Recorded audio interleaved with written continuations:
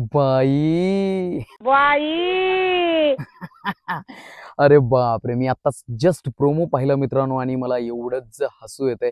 भारी वाटतं की निक्कीचे, अरबाजचे आणि सगळ्यांचे म्हणजे ए टीम मध्ये वाद होत आहेत आणि खूप चांगलं होतं. म्हणजे मलाच नाही, अख्ख्या महाराष्ट्राला खुशी होत असेल या गोष्टींची की बाबा बरं झालं, ए ग्रुप तुटतोय, ए ग्रुपमध्ये फूट पडते वगैरे, सगळ्या चांगल्या गोष्टी होतात.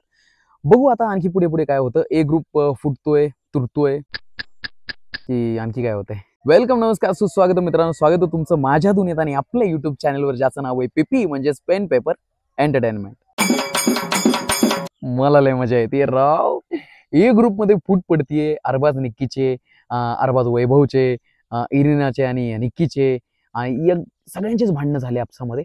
आणि तरीही तो ग्रुप लोकांना दाखवण्यासाठी एक टिकून होता की बाबा आमच्यात काय भांडणं जरी झाली तरी आम्ही एकच आहोत, एकच आहोत, एकच आहोत. पण कुठेतरी आता तो ग्रुप तुटताना दिसतोय आणि आत्ताच जस्ट मी प्रोमो पाहिला. आता तुम्ही तो प्रोमो इथे पाहू शकताय बघा.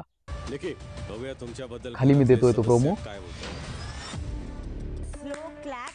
टाळ्या वाजवतीये रितेश भाऊंनी मस्त पैकी छान यांना चांगलंच शनिवारच्या म्हणजे एपिसोडमध्ये चांगलंच धुवूनच काढलं होतं यांना. खूप भारी वाटलं मला शनिवारच्या भाऊच्या धक्क्यामध्ये. चांगलेच धक्के दिले.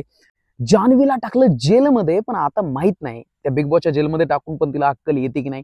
पण बघूयात आपण या शनिवार रविवारच्या एपिसोडमध्ये. तर तिचं काही जेलमध्येच सगळं जाईल, सगळं रुटीन. पण सोमवारपासनं ते पुढच्या शनिवारपर्यंत तिचं रुटीन नेमकं कसं आहे ते पाहायला मजा येणार आहे. कारण एवढं जर रितेश भाऊंनी तिला पूर्ण असं सांगितलेलं आहे, एवढी पूर्ण खरडपट्टी केली आहे तिची, त्याच्यानंतर ती बदलेल की नाही हे माहीत नाही आपल्याला. पण मला तरी असं वाटतं की तिला अक्कल यायला पाहिजे, कारण बाहेर आल्यानंतर तिचं करिअर पूर्णच धोक्यात आहे. म्हणजे खूप भयंकर खालच्या पातळीवरती जी पॅडी सरांना बोलली होती ते खूप वाईट होतं. तेच प्रत्येक कलाकारांना वाईट वाटलं. मी पण एक कलाकार आहे, मला पण एवढं वाईट वाटलं होतं की कोणाच्या करिअरवर बोलूच नाही. बिकॉज नाही ना, म्हणजे आपली काय लायकी काय ते पण पाहायला पाहिजे अगोदर आपण एखाद्या विषयी बोलतो तेव्हा.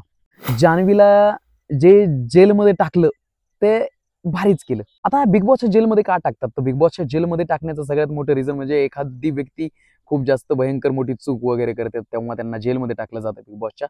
आणि बाहेर तर नाही काढू शकत का तर काही कंडिशन्स असतात, काही कॉन्ट्रॅक्ट्स असतात. तर त्यामुळे बाहेर नाही काढलं तिला, त्यामध्येच जेलमध्येच टाकलं बिग बॉसच्या घरामध्येच. तरी तिला अक्कल येईल की नाही हे माहित नाही. पण असो, रितेश सरांनी खूप चांगल्या पद्धतीने हा मॅटर हाताळला, त्याबद्दल मला लयच भारी वाटतंय. बघूया. मी हे बघा गावाकडे आलेलो आहे आणि गावाकडे मी मस्त एन्जॉय करतोय आणि एपिसोड पाहतोय बिग बॉसचा. आणि घराच्या बाहेरच असे व्हिडिओज करण्याचा मी प्लॅन केला होता. गावी आल्यामुळे मला काय घरात काय पाऊल ठेवावं वाटत नाही, तर त्यामुळे इकडेच असे शेतामध्ये वगैरे आल्यानंतर मी असे व्हिडिओज वगैरे बनवतोय. तर इथेच मी बिग बॉसचे रिव्ह्यू वगैरे द्यावा असा विचार केला आणि त्यातलाच हा एक रिव्ह्यू म्हणजे सगळ्यात मोठा की ए ग्रुपमध्ये फूट पडतीये, जी मलाच नाही अख्ख्या महाराष्ट्राला भारी वाटते. निकी, अरबाज बिरबाज या दोघांचे भांडणं झालेली आहेत आणि पुढे मला पाहायला खूप मजा येणार आहे. एकतर आर्याची खूप चांगली तारीफ केली आपल्या रितेश सरांनी. आर्या ती तिच्या पद्धतीने गेम खेळते, भारी वाटलं. पण आज नेमकं कोण घराच्या बाहेर निघतं हे पण पाहण्यात म्हणजे मजा येणार आहे पाहायला. आत्ताच्या प्रोमोमध्ये मी पाहिलंय की निक्की एकदमच आली आणि टाळ्या वगैरे वाजवती आणि तिने म्हणजे सांगितलं की बाबा ए ग्रुप सगळ्यात फालतू आहे वगैरे, सगळ्याच गोष्टी तिने सांगितलेल्या आहेत. आता ए ग्रुप मधून निक्की जर बाहेर पडली तर ती कोणता ग्रुप बनवेल आणि कोणासोबत ती खेळेल आणि कसं पुढे जाईल हे पाहण्यासाठी मी खरंच खूप उत्सुक आहे.